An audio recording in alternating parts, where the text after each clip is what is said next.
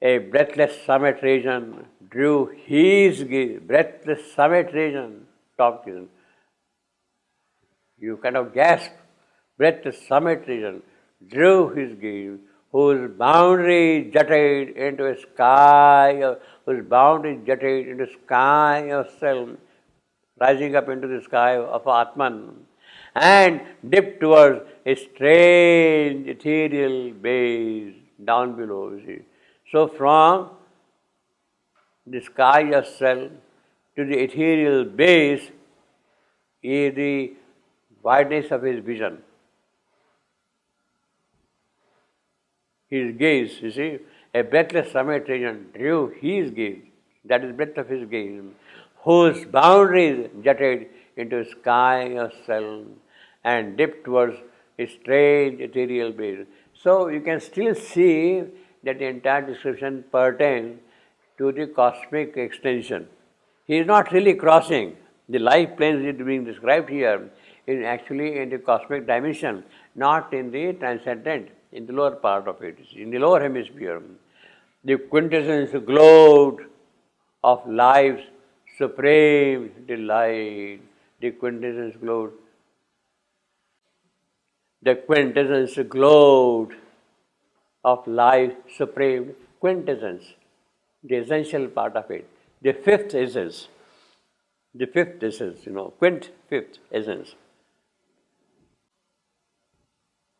The four essences are Prithvi, Aap, Tej, Vayu. Earth, water, air, fire, air. Earth, water, fire, air. These are the four elements. The Greek philosophers knew only these four there.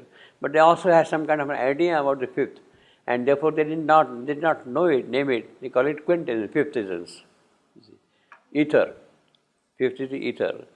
So it is the glow of the ether which is being here. The quintessence glowed of life, supreme delight, the ethereal glow in supreme delight. So what you see here is the happiness, the joy, the delight, the bliss of a supreme delight in that place you see. Where a breathless summit upon drew his gaze at the top. This is what he sees that about life, you see. On a spiritual and mysterious peak. So you see, still talking of spiritual and mysterious peaks. Spiritual. Spiritual goes all the way up to over mind. Spiritual goes all the way up to over mind. See. So he is very precise in describing, in categorizing all these places. Whereas above the spiritual is the Gnostic being, the transcendent knowledge of Vijnana. You see. Spiritual and mysterious being, only a miracle's high transfiguring line divided life from the fathomless infinite and shattered time against eternity, and shattered time against eternity. On a spiritual and mysterious peak, well, on a spiritual and mysterious, what is that peak? I will say, because it is the top of the whole thing, spiritual is the top of the, I will say it is the overmind world. It is the overmind line, overmind peak. All the planes up to overmind are the spiritual planes. Higher mind, elevated mind, intuition and overmind. They are overmind, they are spiritual planes, spiritual mind. All these four ranges belong to the spiritual mind, you see. So, when he says on the peak, then it is definitely the overmind plane, you see. On a spiritual and mysterious peak, only a miracle's high transfiguring line divided life from the formless infinite and shattered time against eternity. Now it is that line which is sheltering time from eternity. It is that line which is sheltering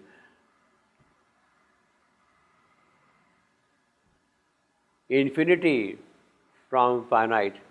It is that line which is sheltering sound from hush, silence, It is that line which shelters qualityless from quality.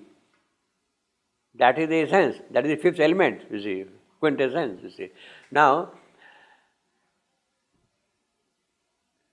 time is in this lower part, eternity is in the upper part.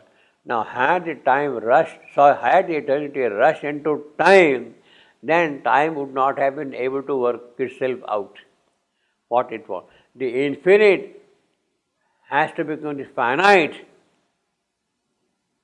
and allowed to work in its own way. The finite should work in its own way, and it should not be a kind of an imposition of the infinite on the finite. It should not be an imposition of eternity on time. So in order to protect them, you have to kind of put a dividing line. Eternity, you please stop here, don't come here, let me work out myself something, you see. It is that way, you see. Now, on a spiritual and mysterious side, only miracles, high transferring line. Now, this is a very rich metaphysical phrase. High transferring, mysterious, miracles, high transferring line. Now, how does the infinite become finite? How does the all become many? How does one become many? How does eternity become time? So that is the real problem. That is the real problem. Yes, transcendent Satchidananda is there. How does Satchidananda become the cosmic? How does it become the individual? Because there is a line dividing that and this one. A miracle, you see. In fact, it looks like a miracle to us, but it is not really a miracle. High transferring. Now it has happened by a miracle. It does not really satisfy one. That infinite has become finite, or eternity has become time. It is not, or spaceless has become space. By miracle, it does not really satisfy us at all, you see. By what kind of process, by what capacity, by what potential that has happened. That is also, now the poet is not going to describe, he is not going to write a essay on that thing here, which he has already written in the Life Divine. So you have to go and read Life Divine for that purpose. How a transfiguring line divides the upper and the lower hemisphere, the overmind creation. Now actually, one way of understanding it is, supermind is the creator in every respect. Supermind is the creator in every respect. It has all the possibilities present in it. It has all the potentialities present in it.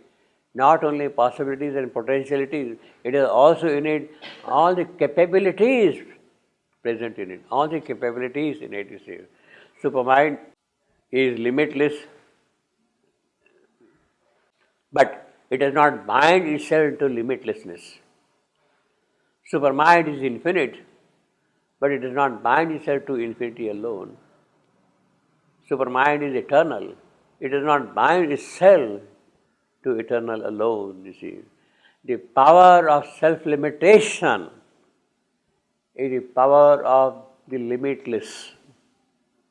The power of self-limitation. I want to be narrow, I want to be small, I must have that power. Yes, I am infinite, but I want to become small. I must have that power.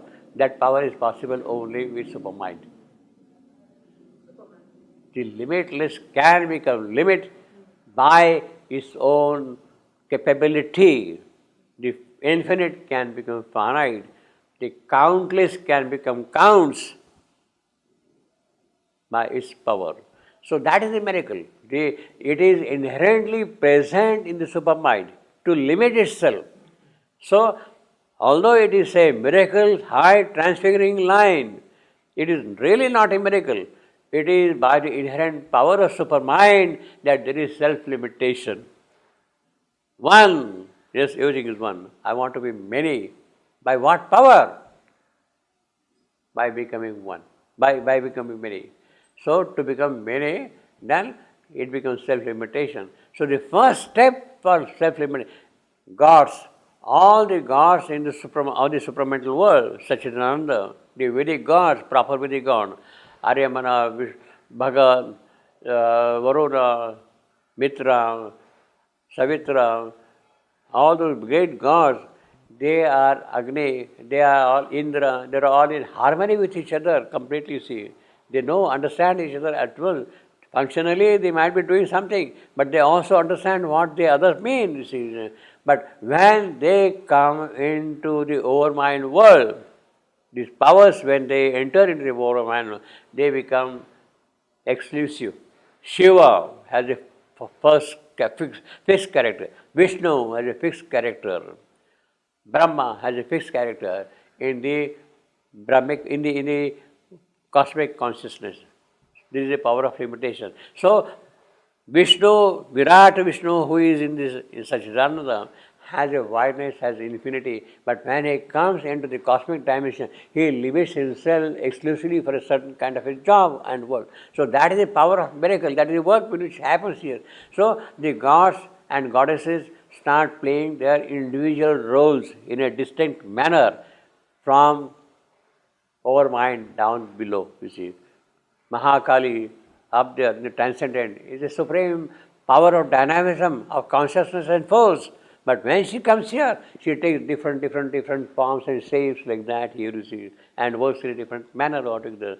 A spiritual and mysterious being, only a miracle's high transfiguring life, a miracle's high transfiguring life. He has disposed of the entire life divine by in one single sentence. High. See, obviously, a metaphysical mind, a modern mind, will not accept this miracle of transfiguring line. But the poet is not going to write a thesis on that, you see. The thesis is, it is the power of our mind by which this division is sustained and maintained and carried forward. In fact, what the Veda speaks, it is by fragmentation, by the process of fragmentation. He is one, and then he breaks into infinite small bits, and ultimately he cannot disappears. Fragmentation. Tuchena is like a spray of water, the water jetting from and then a spray. Suddenly you feel thousands and thousands of water droplets everywhere. Water droplets forming, it's like that. So it's not a miracle, it is a process by which you see. That water stream in the pipe, hose, is one, but the moment it comes out, it breaks into small sprays, water droplets, something like that. Now it is already built into the system. So that is the division between the pipe, the hose, and the water which is coming out of it, you see, completely, you see. So that is not a real miracle. It is in the very process of the flow of water, in the dynamics of, in the physics of water itself, it is there present. It's not really a miracle that we see. On a spiritual and mysterious being, only a miracle's high transfiguring line divided life from the formless infinite.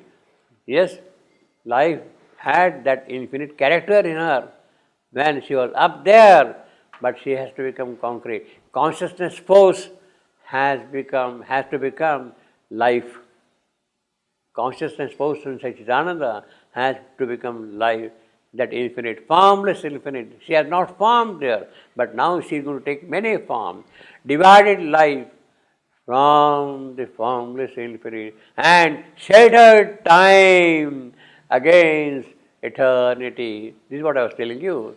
See, if the broken part, the small part, the bits had to survive the thrust, the power, the push of infinity, then there has to be something in them, you see, sheltered. Who shelters them? Over mind plane. Over mind plane allows the multiplicity to stay. Over mind power allows the multiplicities to stay. Now the character, the difference between the overmind and the supermind fundamentally is, in supermind both unity and multiplicity are present simultaneously. Multiplicity is also present in our mind, but the multiplicity has a knowledge of unity as much as unity has a knowledge of multiplicity. In the overmind creation, in the lower hemisphere, there is multiplicity without the knowledge of unity, that all of them are united together by some higher power. That knowledge is absent. Therefore, each one can remain as an individual, distinct personality, you see. Therefore, it is that overmind which allows that individuality, that distinctness, that character, that speciality to exist and proliferate and grow and expand in its own way. So that is a great mechanism. How do you create multiplicity? Multiplicity in the sense of each one having individual character, each one having an individual speciality, individual quality, each one, that is the multiplicity, you see. It is not the same, which is not possible elsewhere in the divine. So, our mind protects itself from other aspects and allows the individuality to exist and flourish, you see. So, that's a great miracle also, great strategy of working out things. Why our mind? Then only the individuality can perform. We are here, multiple souls, because of our mind.